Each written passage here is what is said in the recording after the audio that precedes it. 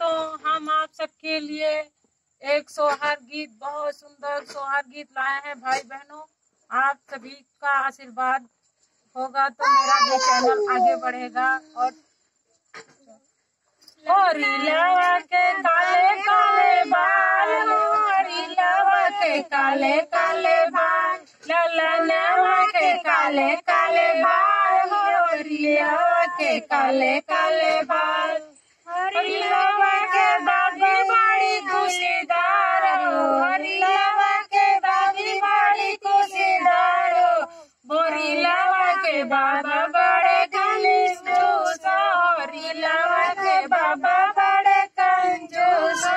हरिलवा के काले काले बाल हो, हरिलवा के काले बाल हो, बाबुआ के काले काले बाल हो, हरिलवा के काले काले बाल हो।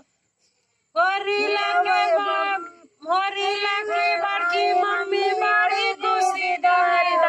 हो, हरिलवा के बड़के पापा बड़े कंजूस, हरिलवा की बड़की मम्मी बड़ी दिलदार हो, हरिलवा के काले काले बाल, हरिलवा के काले काले बाल, हरिलवा के चाचा,